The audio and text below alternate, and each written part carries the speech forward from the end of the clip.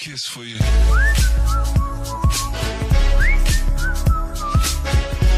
2018 Subaru WRX Driver's Notes, Turbo Traditionalist.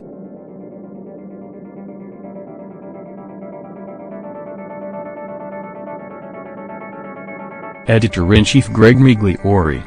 The Subaru Impreza WRX is one of my favorite enthusiast sedans.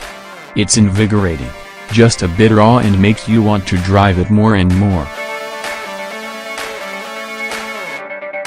Our tester has subtle blue paint and aggressive black wheels, which strike the right tone.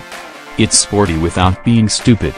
Inside is black leather, red stitching, and plastics that are decent, or at least non-offensive. Good-looking car, overall. I was excited for my one-night stint in the WRX. I blitzed home, dashing in and out of traffic in the lower gears. This thing is like a hovercraft, and with the windows down and the engine growling and buzzing, I made record time. The steering is tight, the clutch engagement is heavy, and the brakes have just the right amount of pedal depth. I felt focused and in control. I've always felt the WRX is the right Impreza for me. The SDI is awesome, but unusable for many everyday driving experiences. I could live with a WRX long term, and love it.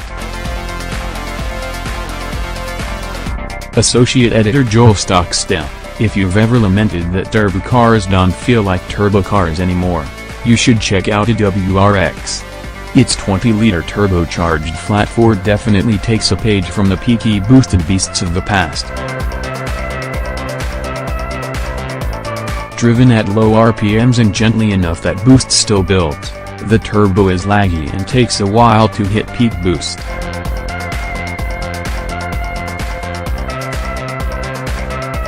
This means that in mild driving, you'll be just shy of the speed limit when the turbo whacks you in the back, and have to jump back off the accelerator just a moment later. But the rush of the turbo kicking in is still pretty entertaining, and a unique feeling that has been engineered out of a lot of other turbo cars.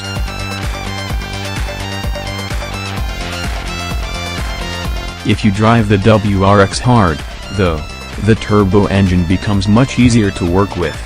The lag disappears, and the turbo spools right up. But you do have to be running the boxer right up close to redline to keep it responsive. These characteristics aren't something I personally enjoy. But the way the rest of the WRX drives is spot on for me. The steering is weighted nicely, and the car is very responsive.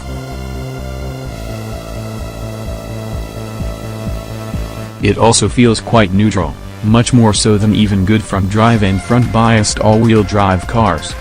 There's a bit of lean, but the chassis is always composed and communicative. And the benefit of the slightly roll-Y suspension is that the WRX has impressive ride quality. The manual transmission has a nice mechanical feel, and each shift is smooth and short. If Subaru could make the engine a little more responsive at normal speeds, it'd be at the dealer ready to plunk down a down payment right now. But for now, I'll leave it to turbo traditionalists. Associate Editor recounts, there's nothing else on the road quite like the Subaru WRX. Compared to a lot of performance cars in this price range, the WRX still feels raw. Despite no longer running in WRC, you note there's rally heritage behind the engineering. There's significant lag from the turbo, meaning you have to wring its neck to really get anything from the new 20-liter flat 4. Peak torque doesn't hit until 5,200 revolutions per minute. That's astronomical compared to a lot of modern turbocharged cars that can hit peak torque as low as 1,700 revolutions per minute, holding flat until the horsepower kicks up. The steering and clutch are both heavy, though they both feel precise. It takes some effort to drive this car fast, though I enjoyed wringing it out.